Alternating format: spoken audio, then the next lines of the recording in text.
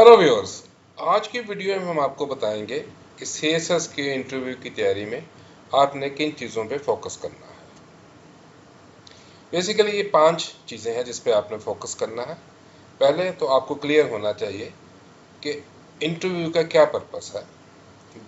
दूसरे नंबर पे कि जो इंटरव्यू है, ये इंटरव्यू बोर्ड है, उसकी कैंडिडेट के साथ क्या एक्सपेक्टेशंस हैं। तीसरा, आपको अपने ऊपर फोकस करना चाहिए, अपनी स्ट्रेंथ एंड वीकनेसेस के ऊपर। फोर्थ, पॉसिबल क्वेश्चन जो है वो क्या हो सकते हैं। और फिफ्थ, आपने इन क्वेश्चन का जवाब कैसे देना है। तो हम इस वीडियो में आपको इन पांचों चीज़ों के बारे में डिटेल से बताएंगे। पहले क्वेश्चन की तरफ आते हैं कि what is the purpose of interview. दूसरे लफ्जों में, इंटरव्यू में आपकी क्या चीज़ टेस्ट हो रही है।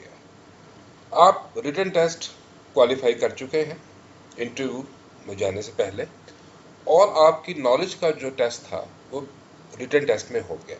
तो interview primarily it's not a test of your knowledge. दोबारा मैं कहता जाऊंगा, interview is primarily not a test of your knowledge. तो अब सवाल पैदा होता है फिर इंटरव्यू किस चीज़ का टेस्ट है। इंटरव्यू में जो सबसे इम्पोर्टेंट चीज़ प्राइमरीली जो इंटरव्यू बोर्ड आपकी टेस्ट करेगा, वो इस चीज़ को टेस्ट करेगा कि are you suitable to serve in the civil service of Pakistan. जब आप का वो इंटरव्यू ले रहे होंगे तो वो अपने सामने देखेंगे कि इनके सामने जो कैंडिडेट बैठा हुआ है, क्या ये आगे जाके एक अच्छा सिविल सर्वेंट साबित हो सकता है। अब सवाल ये पैदा होता है कि एक अच्छा सिविल सर्वेंट क्या होता है। तो एक अच्छे सिविल सर्वेंट में 5 चीज़ें जो है, 5 बुनियादी चीज़ें होनी चाहिए, और इंटरव्यू में भी आपने इन पांचों चीज़ों को एग्जिबिट करना है, इन पांचों चीज़ों को एक्सप्रेस करना है। Number 1, courteous. आप जो भी सवाल का जवाब दें, आपकी लैंग्वेज बहुत कर्टियस होनी चाहिए। ना सिर्फ आपकी लैंग्वेज कर्टियस होना चाहिए, बल्कि आपका इसी से रिलेटेड चीज़ है कि आपका जो ड्रेस है वो भी बड़ा एक फॉर्मल ड्रेस होना चाहिए, और आपकी अपीयरेंस भी बिल्कुल, अगर आप क्लीन शेवन है तो आप शेव करके जाइएगा, अगर आपकी बेard है तो वो आप ट्रिम करके जाइएगा, और लेडीज़ के लिए भी ये है कि वो एक डिसेंटली ड्रेस होकर उसमें जाए। दूसरा जो इम्पोर्टेंट स्किल है सिविल सर्वेंट्स का, वो है इफेक्टिव कम्युनिकेशन स्किल्स। अब इंटरव्यू में प्राइमरीली आपके 2 टेस्ट या 2 कम्युनिकेशन स्किल जो है वो टेस्ट होते हैं, लिसनिंग स्किल और स्पीकिंग स्किल्स। इन दोनों चीज़ों को आपने इम्पोर्टेंस देनी है। आपने इंटरव्यूअर के जो क्वेश्चन है उसको बड़े आराम से सुनना है, समझना है, और फिर उसका जवाब देना है। और दूसरा आपका है स्पीकिंग स्किल, कि आप अपने आप को एक्सप्रेस कैसे करते हैं। तो ये 2 इम्पोर्टेंट स्किल जो है इसको आपने मास्टर करना है, लिसनिंग स्किल और स्पीकिंग स्किल को। तीसरा, सिविल सर्वेंट्स को अक्सर, बल्कि आप समझ लें कि हमेशा ही, एक बड़ी स्ट्रिंजेंट डेडलाइंस के अंदर काम करना पड़ता है। अंडर इमेंस प्रेशर जो है वो काम करना पड़ता है। कभी आपको पार्लियामेंट से क्वेश्चन आ रहे हैं, आपने उनका जवाब देना है। कभी कोर्ट के कुछ ऑर्डर्स हैं, उनको आपने फौरी तौर पे इम्प्लीमेंट करना है। कभी आपको मिनिस्टर की तरफ से कुछ इंस्ट्रक्शंस हैं, कुछ आपने ब्रीफ बनाने हैं, कुछ आपने विजिट्स ऑर्गेनाइज करनी है, जो भी आपकी ड्यूटी है, जो भी आपका ऑक्यूपेशन ग्रुप है उसके मुताबिक। लेकिन आपको अक्सर you have to work under pressure. तो वो चीज़ को भी जज करेंगे, और वहाँ पे वो चीज़ को वो इस तरह जज करेंगे, जब वो आपसे सवालात पूछेंगे तो वो ये देखेंगे कि आप इन सवालात को सुन के परेशान तो नहीं हो जाते। तो अगर आप अपने आप को काम रखते हैं, कंपोज रखते हैं, and to the best of your ability उन क्वेश्चंस का जवाब देने की कोशिश करते हैं, तो इस चीज़ को वो कन्विंस हो जाएंगे कि you can work under pressure, you can deliver under pressure. और यहाँ पे एक इम्पॉर्टेंट चीज़ वो ये भी है कि बाज़ दफ़ा आप सवाल का जवाब दे रहे होंगे तो कोई मेंबर ऑफ द बोर्ड वो आपको आपका सवाल का जवाब पूरा होने से पहले आपको इंटरप्ट भी कर सकते हैं, और एक दूसरा क्वेश्चन जो है वो भी आपसे पूछ सकते हैं। तो इसमें भी आपने परेशान नहीं होना, बल्कि इस चीज़ को ध्यान में रखे हुए कि ये है this is a test of your ability to deliver under pressure. इसका है आपने काम एंड कंपोज होकर उस सवाल का जवाब देना है। चौथा जो एट्रीब्यूट एक अच्छे सिविल सर्वेंट में होना चाहिए वो फ्लेक्सिबिलिटी। सिविल सर्वेंट्स को अक्सर मुख्तलिफ किस्म की जो लोगों की डिमांड्स होती है उनके दरमियान एक कंप्रोमाइजिंग पोजीशन, एक मिडल पोजीशन जो है वो लेना पड़ती है। तो सपोज के जैसे आप अगर FBR में काम कर रहे हैं तो FBR में आपका काम होगा कि टैक्सेस को इंक्रीज़ करना, लेकिन आप ये भी जानते हैं कि अगर टैक्स को बहुत ज़्यादा इंक्रीज़ कर दिया जाए तो उससे हमारी इकोनॉमी पे जो बिजनेसमैन है उस पर फ़र्क पड़ेगा, उसकी cost of doing business increase हो जाएगी। तो आपने फ्लेक्सिबिलिटी शो करनी है कि आप जो पॉलिसी की तरफ आप जा रहे हैं, लेकिन आपने ये भी देखना है कि इस चीज़ के जो एक नेगेटिव कॉन्सिक्वेंसेज है वो भी हो सकते हैं। तो इंटरव्यू में वो आपको ये देखेंगे कि अगर आपको वो कोई चीज़ बताते हैं कि आपने ये चीज़ ठीक तरीके से नहीं बताई, या वो ये भी आपको कह सकते हैं कि आप अपनी आंसर को रिव्यू अगर करना चाहें तो आप अपनी पोजीशन को फ्लेक्सिबिलिटी भी है वो भी शो करती है अगर आप ज़रूरी समझते हैं उसके लिए। और पांचवा ये है कि सिविल सर्विस में आपको जो सोल्यूशन देने पड़ते हैं वो वर्केबल सोल्यूशन होने चाहिए। इस तरह के सोल्यूशन नहीं होने चाहिए कि जो पाकिस्तान की रिसोर्सेज के देख के पाकिस्तान के हालात के मुताबिक वर्केबल ना हो। तो वहाँ पे भी अगर वो आपसे कोई क्वेश्चन पूछते हैं, मसलन वो अगर आपसे कश्मीर का क्वेश्चन पूछते हैं कि कश्मीर इशू का आपके नज़दीक क्या हल है, क्या सोल्यूशन, तो आपने उसका एक वर्केबल सोल्यूशन जो है वो देना है। ये पाकिस्तान में अगर IMF से हम कैसे अपनी डिपेंडेंस को ख़त्म कर सकते हैं, तो उसका भी आपने वो सोल्यूशन इस तरह का देना है कि जो वर्केबल सोल्यूशन हो। उससे उनको अंदाज़ा हो जाएगा कि you have the material of a good civil servant. दूसरा जो थिंग आपने फोकस करनी है वो है इंटरव्यूअर्स पे और उनकी क्या एक्सपेक्टेशंस हैं। अब फेडरल पब्लिक सर्विस कमीशन में इस वक्त चेयरमैन है और 9 मेंबर्स हैं। चेयरमैन जो है वो रिटायर्ड लेफ्टिनेंट जनरल है, जबकि जो 9 मेंबर्स हैं उनकी कंपोजिशन ये है कि उनमें से 5 जो है वो रिटायर्ड पैस ऑफिसर हैं, फेडरल सेक्रेटरी रिटायर्ड हैं, 2 का ताल्लुक फॉरेन सर्विस ऑफ पाकिस्तान से, एक रिटायर्ड मेजर जनरल है और एक रिटायर्ड जज है, सुपीरियर जुडिशरी से उनका ताल्लुक है। तो इसका मतलब ये है कि जो FPSC की जो कंपोजिशन है वो एक बड़ी डाइवर्सिफाइड किस्म की कंपोजिशन है, और इसमें इसके जो मेंबर्स हैं और इसके जो चेयरमैन हैं उनका एक बहुत वाइड एक्सपीरियंस है। वो मुख्तलिफ जो गवर्नमेंट के एस्पेक्ट्स हैं, सिविल है, मिलिट्री है, और सिविल में जुडिशरी है, फॉरेन सर्विस है, एडमिनिस्ट्रेटिव सर्विस है, उनको रिप्रेजेंट करते हैं। तो वो पाकिस्तान के सिस्टम से, पाकिस्तान की लिमिटेशन से, पाकिस्तान की स्ट्रेंथ से अच्छी तरीके से वाकिफ़ है। उन्हें मालूम है कि गवर्नमेंट किस तरह काम करती है। तो इन चीज़ों को सामने रख के आपने उनके क्वेश्चंस का जवाब देना है। अब बोर्ड के आपके पास साथ क्या एक्सपेक्टेशंस होंगी। पहली एक्सपेक्टेशन तो ये होगी कि आप अपने कंट्री को कैसे अंडरस्टैंड करते हैं, क्योंकि you are going to join the civil service of Pakistan, तो आपको उसकी कितनी अंडरस्टैंडिंग है। दूसरा यह है कि पाकिस्तान के मुख्तलिफ प्रॉब्लम्स हैं, इकोनॉमिक हैं, पोलिटिकल हैं, कल्चरल हैं, एडमिनिस्ट्रेटिव हैं, और ये तमाम प्रॉब्लम्स आपस में इनका एक दूसरे से कनेक्टेड हैं, they are well connected. For example अगर हमारे यहाँ डेमोक्रेटिक इंस्टेबिलिटी है तो उसकी कल्चरल रीजंस भी हैं, उसके इकोनॉमिक रीजंस भी हैं। फिर अगर हमारे यहाँ पॉवर्टी है या हमारी इकोनॉमी ग्रो नहीं कर सकती तो उसकी अगेन कल्चरल, पॉलिटिकल और एडमिनिस्ट्रेटिव रीजन भी है। तो आपने एक होलिस्टिक जो है वो अप्रोच रखनी है। और तीसरा वो आपसे ये भी एक्सपेक्ट करेंगे कि आप पाकिस्तान का फ्यूचर कैसा देखते हैं। तो इसमें आपका पहली बात तो ये कि आपने पेसिमिस्टिक रिस्पांस नहीं देनी, आपकी रिस्पांस ऑप्टिमिस्टिक होनी चाहिए। अगर आप पेसिमिस्ट हैं then there is no reason for you to join the civil service of Pakistan, so you have to be optimistic, but it should be guarded, well guarded optimistic, realistic, उसकी basis realism के ऊपर होना चाहिए। तो over optimistic उसमें होने की ज़रूरत नहीं है, but you have to be optimistic. Pessimistic note पे आपने कोई भी बात नहीं करनी। अगर आपको ये वीडियो पसंद आ रही है तो आपसे रिक्वेस्ट है कि काइंडली मेरे चैनल CSS प्रिपरेशन को सब्सक्राइब कर लें। तीसरी चीज़ आप खुद हैं, इस पे आपने फोकस करना है, वो आप खुद हैं और आपको आपसे ज़्यादा कोई नहीं जानता होगा। बोर्ड के बाद सब आप जाएंगे एफपीएससी के बोर्ड के इंटरव्यू बोर्ड के सामने, तो उनके पास आपकी नॉलेज, आपके मुतालिक कुछ नॉलेज उनके पास होगी।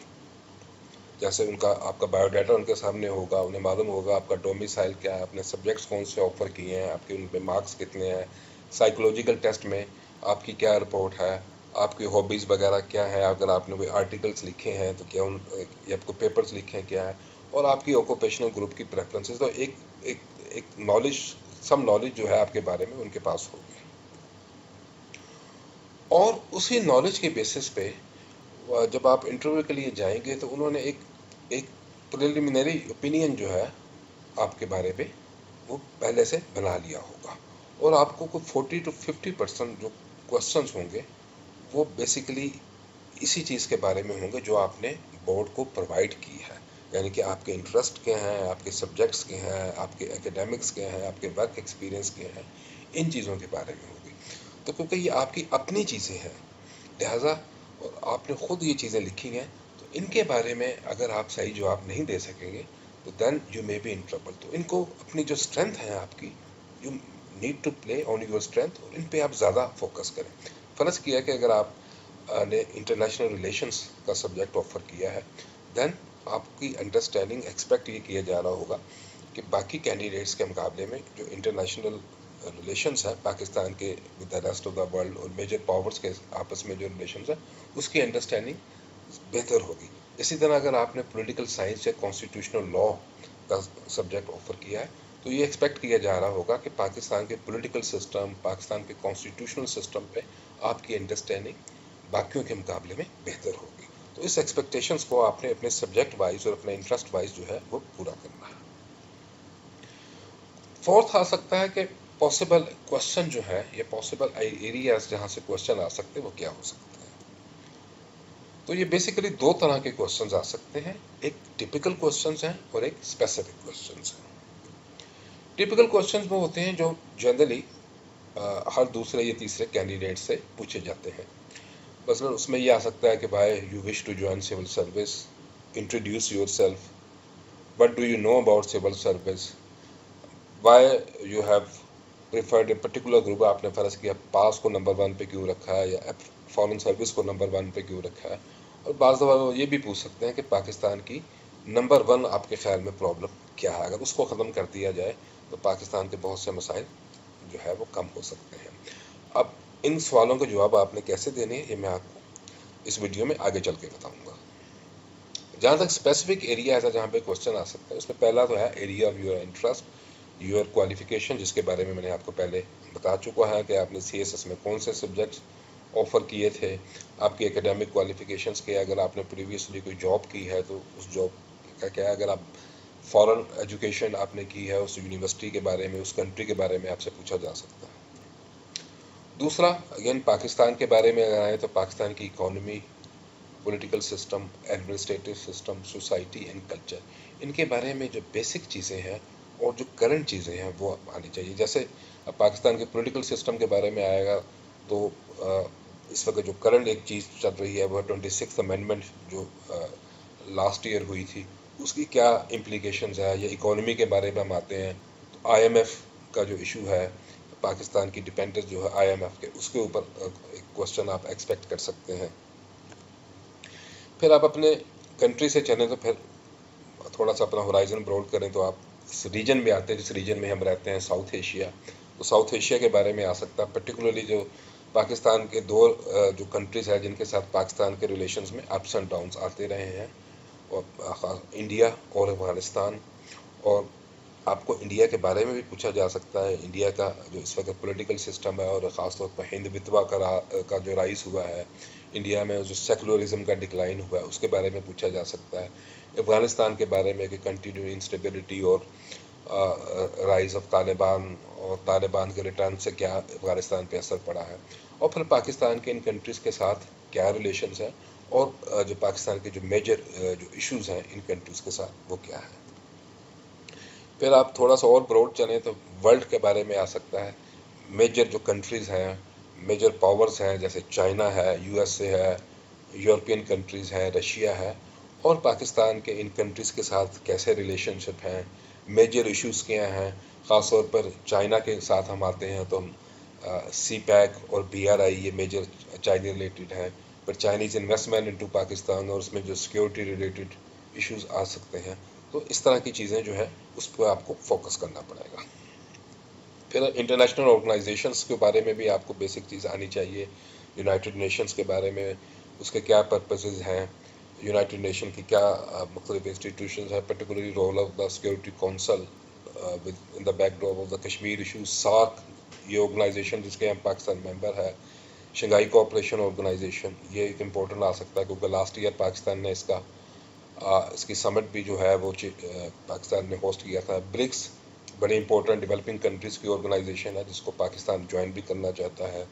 यूरोपियन यूनियन और नेटो जो कि डेवलप कंट्रीज़ को रिप्रेजेंट करते हैं। EU इकोनॉमिक ब्लॉक है और नेटो जो है वो एक सिक्योरिटी पैक्ट है।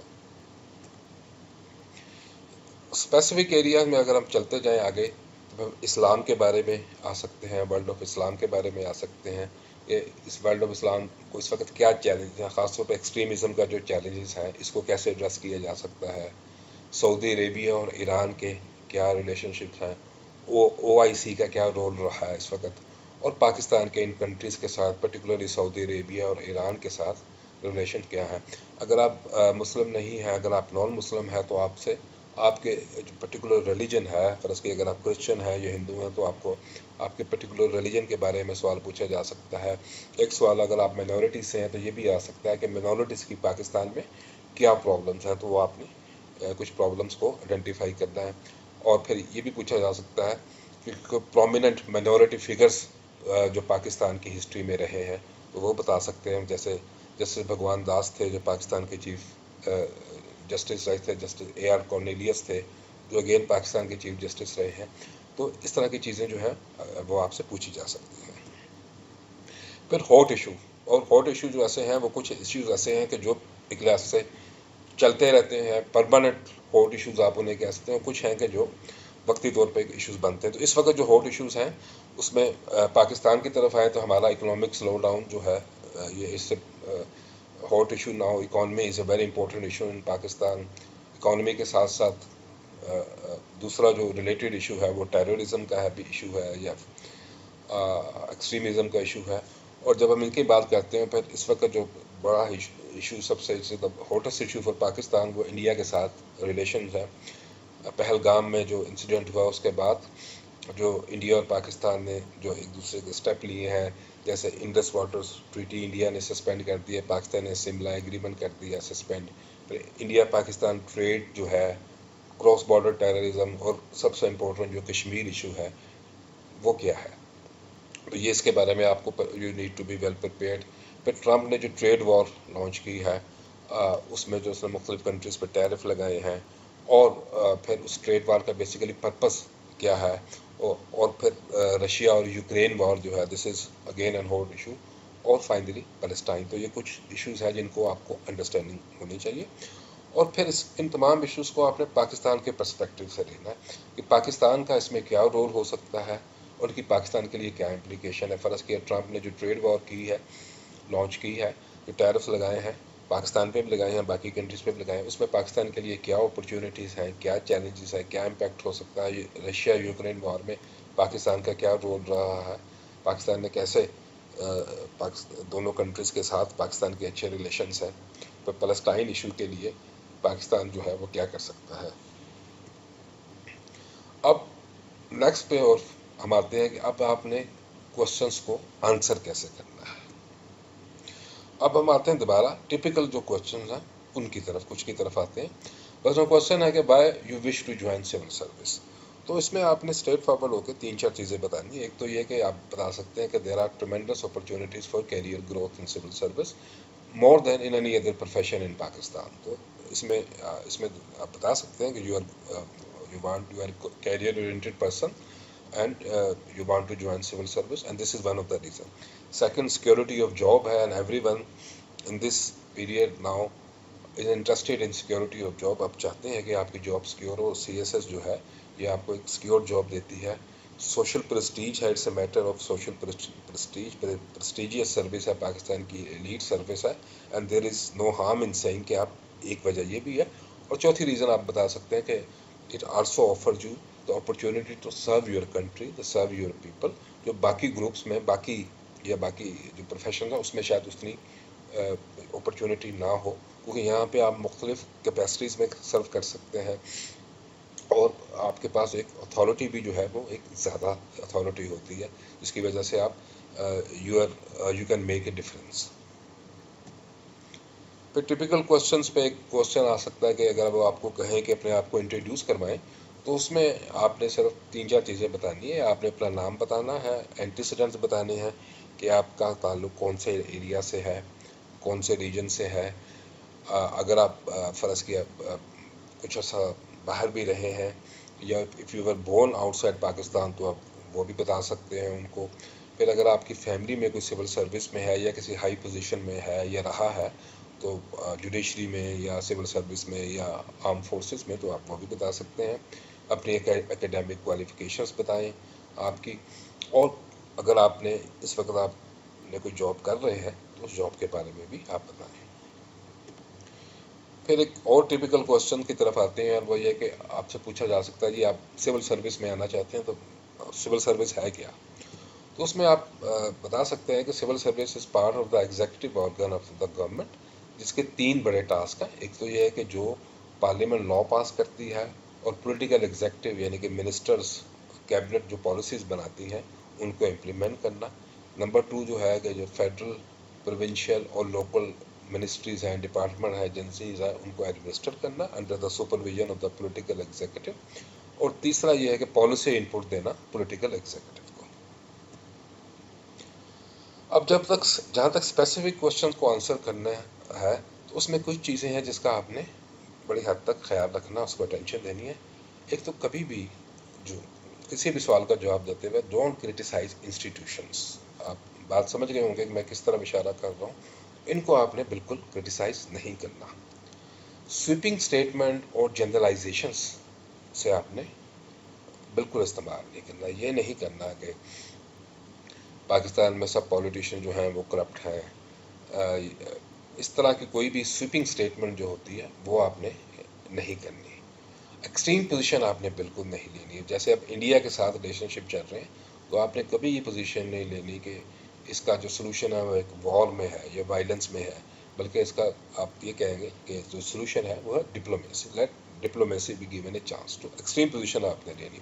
उसके अलावा आप कोई भी पोजीशन ले सकते हैं, but you have to defend your position with the help of cogent arguments के ज़रिए से आपने करनी है, फैक्ट्स एंड फिगर से देनी है। और फिर जैसे आपको पहले भी बताया, you have to remain calm and composed. ये चीज़ जो है बहुत ज़रूरी है, क्योंकि आपकी इमोशनल स्टेबिलिटी का भी ये एक टेस्ट है, और ये इमोशनल स्टेबिलिटी के टेस्ट को पास करने के लिए ज़रूरी है कि you remain calm and composed. फिर स्पेसिफिक क्वेश्चंस में आता है कि अगर फ़र्ज़ की अगर आपको किसी सवाल का जवाब नहीं आता, तो आप जाए उसके कि उस पर स्पेकुलेट करें, वक्त ज़ाया करें। आप ये कह दें कि I am afraid sir, I don't know the answer. और अगर आप श्योर नहीं है, अनसर्टन है, तो आप कह सकते हैं I am afraid sir, I am not sure. तो इस तरह आप उसका आंसर दे सकते हैं। इंपॉर्टेंट चीज़ ये भी है, क्योंकि it's also a test of your listening skill, कि इंटरव्यूअर को इंटरप्ट ना करें। बास कैंडिडेट इंटरव्यूअर को क्वेश्चन उसका लंबा हो गया है या उसका रिमार्क काफ़ी प्रोटेक्टेड हो गया है, तो उसका इंटरप्ट करते हैं। तो ये ना करें। Let the honourable member of the board complete his question और रिमार्क, और उसके बाद फिर आप उसको आंसर करें। और अगर कोई क्वेश्चन आपको समझ नहीं आया, तो आप कर्टियसली उनसे पूछ सकते हैं, क्लैरिटी ले सकते हैं और कह सकते हैं sir please would you like to clarify और would you like to repeat your question. Number next ये है कि आप, क्योंकि टेस्ट जो है वो इंग्लिश में कंडक्ट होता है, तो आपने भी इंग्लिश ही में जवाब देने। इवन अगर वो आपसे उर्दू में भी कोई एक आधा सवाल पूछे, जो जनरली पूछते नहीं है, but you have to answer in English. तो इंग्लिश में आपने आंसर इसका देना है। और फिर ये है कि आपने आहिस्ता आहिस्ता बोलना है और डिस्टिंक्टली बोलना है, ताकि आपका जवाब जो है वो उसको समझ आ जाए। बहुत तेज़ी से अगर आप बोलेंगे या फंबल करेंगे अपनी लैंग्वेज से इन योर आंसर, तो उसको फिर वो समझ नहीं आएगा। तो you have to speak slowly and distinctly so that your answer is well understood. उम्मीद है आपको ये वीडियो पसंद आई होगी। आपसे रिक्वेस्ट है कि काइंडली मेरे चैनल CSS प्रिपरेशन को सब्सक्राइब कर लें। अगर आप CSS के बारे में या पर्टिकुलर इंटरव्यू के बारे में आपकी कोई सजेशन है, आप कोई ख़ास किस्म की वीडियो उसके बारे में चाहते हैं कि मैं प्रिपेयर करूँ, आपके साथ शेयर करूँ, तो आप उसके बारे में भी आप कमेंट सेक्शन में कर सकते हैं। Thank you for your time.